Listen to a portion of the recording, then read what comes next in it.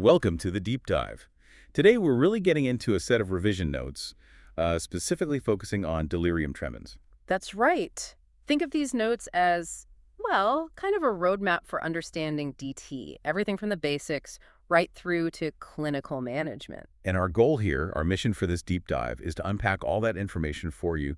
We want to pull out the really crucial high-yield bits and, structure it so it actually sticks in your head. Exactly. This session is built directly from those notes you shared, tailored to help you get a really solid handle on DT for your revision. Okay, let's dive in then. Let's unpack this. What exactly is delirium tremens at its most fundamental level? Okay, so at its core, delirium tremens, or DT, is a severe form of alcohol withdrawal syndrome. And severe is definitely the word to emphasize. Right, so it's way beyond just having the shakes or feeling a bit anxious after stopping drinking. What makes it severe, according to these notes? Well, the notes really point to three key things. First, a rapid onset of altered mental status. So we're talking significant confusion, disorientation. Okay, altered mind. Second, major autonomic hyperactivity. That means the body's involuntary systems are going haywire, heart rate, blood pressure, sweating. Body in chaos. And third, perceptual disturbances. Things like seeing or hearing things that aren't really there. Hallucinations. Got it. Altered mind, body chaos, distorted reality. And who typically gets this? It tends to emerge in people who've been drinking heavily and for a prolonged period when they suddenly stop or drastically cut down their intake. And the notes are pretty clear about how serious this is. Oh, absolutely. They explicitly state it's a medical emergency. It has a very real potential to be life-threatening. That's vital to remember. How common is it actually? What do the notes say? In the general population, thankfully, it's pretty rare, less than 1%. But among patients who are actually alcohol dependent, the number jumps up closer to 2%. And historically, before we had effective treatments, the outlook was much worse. Much worse. The notes mention mortality rates historically running as high as 37% if it wasn't treated properly. That figure alone really tells you how dangerous DT is. Yeah, it really highlights the importance of modern management. As a quick memory aid, the name itself, delirium tremens.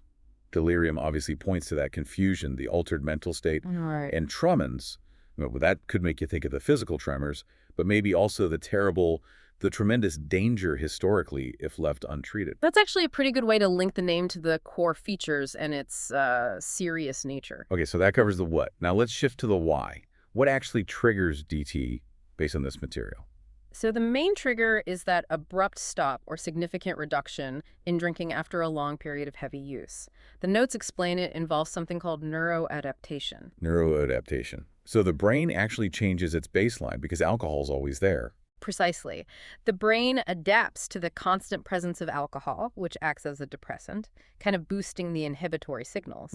When you suddenly take that alcohol away, you get this dramatic neurochemical swing. Oh, okay. The notes say it leads to a drop in those calming inhibitory neurotransmitters and a big surge in excitatory activity. So it's like alcohol's been holding down the brake pedal, and withdrawal is suddenly lifting the foot off the brake and slamming down the accelerator. That's a really good analogy, actually. The brain's activity just skyrockets. The notes specifically mention an increase in glutamate playing a key role in this excitatory surge. They also point out that other factors like, genetics, underlying neurochemistry, and even environmental stuff can contribute. It's complex. Understanding that imbalance, less inhibition, more excitation seems key to understanding why all those symptoms happen. It absolutely is. That's the fundamental pathophysiology. Okay, now this is where it gets really practical for assessment. Figuring out who is most at risk. The notes give a pretty clear list of risk factors. Yes, they do. Straight from the source material, the big ones are a history of heavy and chronic alcohol use itself, obviously. Makes sense. Having had previous episodes of alcohol withdrawal, being older. Having other medical problems and liver disease is specifically called out here. Right, liver disease keeps popping up. And genetic factors can play a role too. So those are the main flags. But the notes add a few more things that increase the risk. Yeah, there are some others, like having a specific history of DT itself or alcohol withdrawal seizures in the past. Right. Also, recent, really excessive drinking, even if they haven't completely stopped, abnormal liver function tests reinforcing that liver link again, and showing signs of severe withdrawal before the full DT picture develops. It's quite a checklist. For revision, maybe grouping these might help. Like you've got the alcohol history factors, past withdrawal severity factors, and then other medical vulnerabilities. Absolutely. Grouping or visualizing them somehow is a great strategy for remembering that list. So we've talked about the why, the neurochemical chaos. Let's connect that right back to the what, the pathophysiology. How does that imbalance actually cause the symptoms of DT? Well, like we said, chronic alcohol use messes up the balance between the brain's go and stop signals, the excitatory and inhibitory neurotransmitters. Right. The direct result is the central nervous system becomes basically hyperactive. It's just firing way too much. Just a lot of control. Exactly. So when the alcohol is suddenly removed, that break the inhibition from things like GABA is lifted, and the accelerator, the excitation, driven partly by that glutamate increase, takes over. Ah, okay. And that CNS overactivity is what directly causes the symptoms we listed. The agitation, confusion, hallucinations, the racing heart, sweating, all of it. That image of the brain going into overdrive when the alcohol break is off and the accelerator is floored, Yeah. that really helps visualize the mechanism. It does capture the core idea pretty well. Okay, let's switch gears to clinical practice. Someone presents with these symptoms, confused, agitated, physically unstable. It's vital to think, what else could this be? What does the source material say about the differential diagnosis? Yeah, this is absolutely crucial. You have to rule out other things. The notes list several important categories. First, general medical problems, like infections or significant metabolic disturbances. So standard medical workup is essential. Definitely. Also, side effects from other medications could look similar. And critically, withdrawal from other substances needs to be considered. Like what? The notes specifically mention benzodiazepines, opioids, or other sedative hypnotics. Things that also calm the brain down can cause a rebound excitation when stopped. Makes total sense. What else? Beyond substances, the notes say to consider psychiatric disorders. They specifically flag bipolar disorder and schizophrenia. Okay.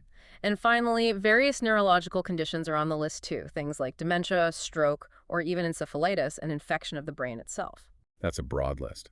Grouping them seems smart for revision, like you said. Yeah. Medical issues, other drug issues, psychiatric conditions, and then brain structure or function problems. Yeah, that's a very helpful way to organize the differentials mentally.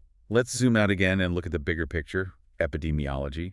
What do these notes tell us about how often DT actually occurs? They give some useful context, especially for the UK. The estimate is that somewhere between 5 to 10% of all alcohol withdrawal cases might progress to full-blown delirium tremens. And it's more common in those heavy chronic users we talked about. Yes, definitely higher incidence there, linking back to the risk factors. What about the overall rates of alcohol problems? The source gives some background numbers. Alcohol use disorder is seen in about 20% to 36% of patients in primary care. In England specifically, alcohol dependence affects around 4% of 16 to 65-year-olds. That's quite a few people. It is. And there's a gender difference noted. 6% of men versus 2% of women in that age group. Now, digging deeper into those who are dependent, the notes say if their withdrawal isn't treated, about 6% develop withdrawal symptoms. And then, of those people having symptoms, up to 10% might go on to develop DT. Okay, so it's a fraction of a fraction, but a very serious one. Exactly. And it also mentions that about a third of people with significant withdrawal might have an alcohol withdrawal seizure, which is another serious complication. Let's try that calculation exercise mentioned in the notes, just to make it concrete. Yeah. If you had, say, 100 alcohol-dependent patients in England, aged 16, 65, who went into untreated withdrawal, how many might get DT based on those stats? Right, let's walk through it. If 6% get withdrawal symptoms, that's 6 out of 100.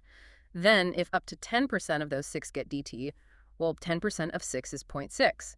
So statistically, less than 1 person in that group of 100 might develop DT from untreated withdrawal. Wow. So it really underscores that while dependence is relatively common, DT is the severe, less frequent endpoint of withdrawal for a subset of those people. Precisely. It's the extreme end. Okay, let's get back to the bedside. What does a patient with DT actually look like? What are the key clinical features described in the notes?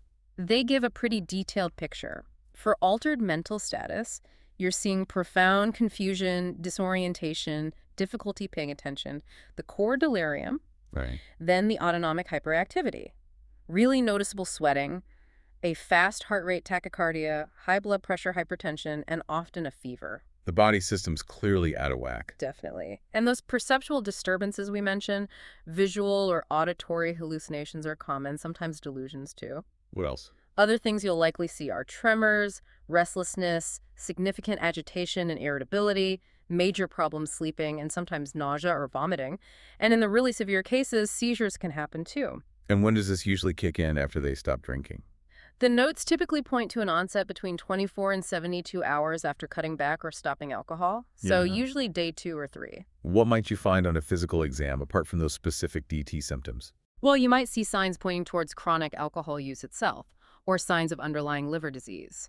The notes also specifically list things like rapid breathing, tachypnea, the tremor, dilated pupils, mydriasis, poor coordination, ataxia, the altered mental state, obviously, and in really critical situations, even cardiovascular collapse. The notes also briefly mention the DSM-5 criteria. Yeah, they touch on it. Criterion A is about stopping or reducing heavy, prolonged use.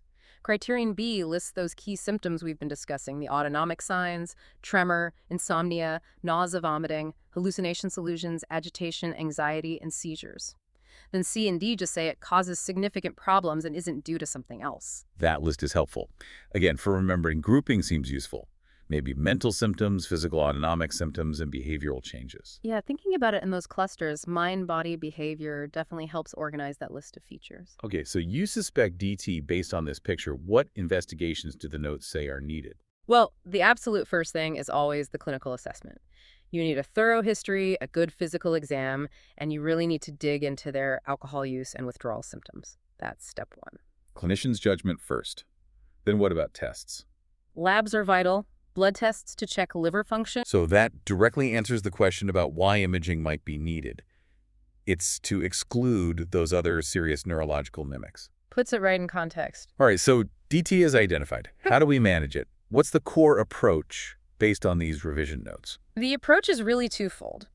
Good supportive care and specific medications.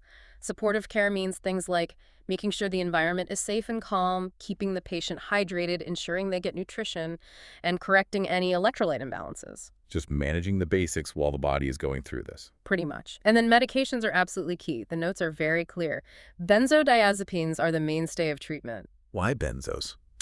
Because they work on that GABA system, the brain's main inhibitory system, they essentially help put the brakes back on that overactive CNS. Counteracting the withdrawal effect. Exactly.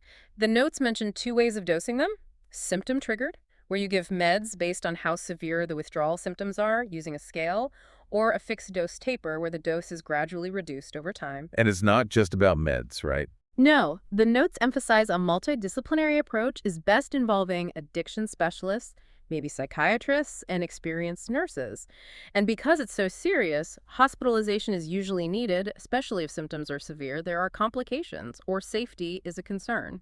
What if the standard benzo treatment isn't enough? The notes mentioned refractory cases.